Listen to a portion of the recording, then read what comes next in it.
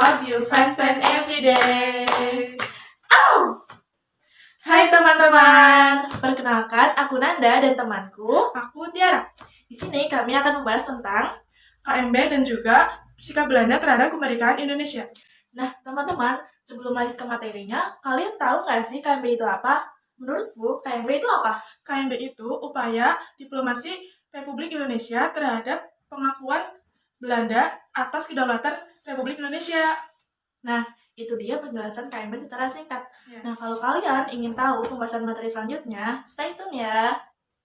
Nah, langkah menuju KMB ditandai oleh usaha Indonesia dalam menghadapi masalahnya, yakni menghadapi masalah negara-negara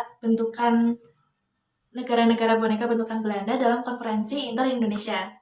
Emangnya kapan dan di mana sih KMB dilaksanakan? Nah, konferensi Meja Bundar ini dilaksanakan pada 23 Agustus hingga 2 November 1949 di Den Haag, Belanda. Oh, gitu ya. Nah, KMB itu juga diikuti oleh perwakilan dari Indonesia, Belanda, dan juga perwakilan dari sengketa Indonesia-Belanda. Nah, yang pertama itu ada perwakilan dari delegasi Indonesia, yakni diwakili oleh Mr. Muhammad Hatta. Yang kedua ada BFO diwakili oleh Sultan Hamid II dari Pontianak. Yang ketiga ada Belanda diwakili oleh Mr. Marseven. Yang keempat, kunci diwakili oleh Krit Kley. Dalam konferensi ini dibentuk 3 komisi, yaitu Komisi Ketatanegaraan, Keuangan, dan juga Militer. Nah, kalau komisi ya tadi, Komisi Keuangan itu kan tentang ekonomi. Ya. Nah, kalau ketatanegaraan itu tentang apa? Kalau Komisi Ketatanegaraan itu menyangkut dengan pembahasan Irian Barat. Oh, Irian Barat itu yang menyebabkan pembahasan menjadi buntu ya? Kenapa sih bisa buntu? Karena Belanda menolak mengklaim bahwa Irian Barat punya ikatan etnik dengan wilayah Indonesia lainnya. Nah, pada akhirnya pada tanggal 1 November 1949, status Irian Barat itu menentukan melalui perundingan dengan Belanda dan juga Indonesia. Ya. KMB ini resmi ditutup pada tanggal 2 November 1949 di gedung Parlemen Belanda. Nah, adapun hasil KMB. Yang pertama, Kerajaan Belanda menyerahkan kedaulatan atas Indonesia yang sepenuhnya kepada Indonesia Serikat dengan tidak bersyarat lagi dan tidak dapat dicabut. Dan karena itu, mengakui Republik Indonesia Serikat sebagai negara yang merdeka dan juga berdaulat. Yang kedua, Republik Indonesia Serikat menerima kedaulatan itu atas dasar ketentuan pada konstitusinya. Rancangan konstitusi telah diperbagi maklumkan kepada kerajaan Belanda.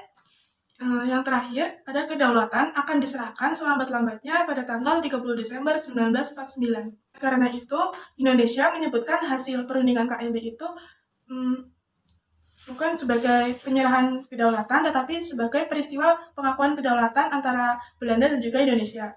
Nah, hasil KMB yang kedua ini seperti yang dijelaskan oleh Tiara tadi, yang bermasalah dengan Irian Barat. Nah, karena Irian Barat, Belanda itu tidak mau mengakui bahwa Irian Barat ini termasuk ke dalam wilayah Indonesia. Nah, karena itu Belanda ingin menjadikan Irian Barat ini menjadi negara kesatuan sendiri karena memiliki perbedaan etnis.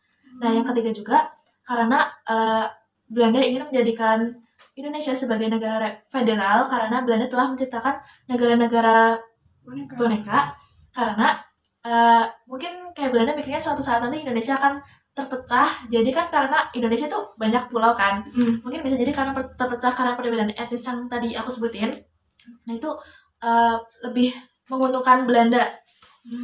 Seperti itu ya. Nah, hasil KMB ini ditandatangani di Den Haag, Belanda pada tanggal 2 November 1949. Dan juga diselenggarakannya upacara pengakuan kedaulatan bagi Belanda dan juga Indonesia.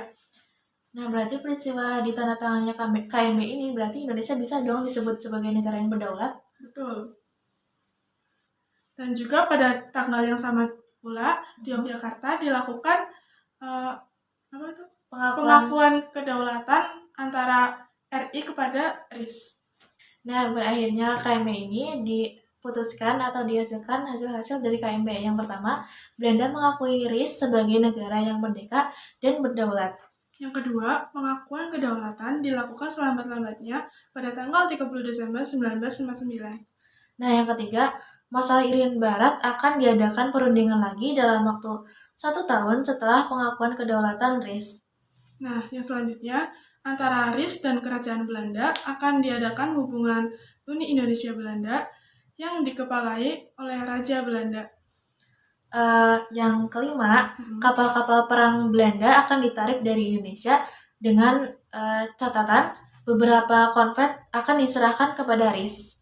Yang terakhir, tentara kerajaan Belanda, Salkas, mungkin ditarik mundur. Sedangkan tentara kerajaan Hindia Belanda, Kenil, akan dibubarkan dengan catatan bahwa para anggotanya yang diperlukan akan dimasukkan dalam kesatuan TNI. Jadi itu ada penjelasan dari kami. Semoga bermanfaat. Ke pasar membeli roti. See you di next video.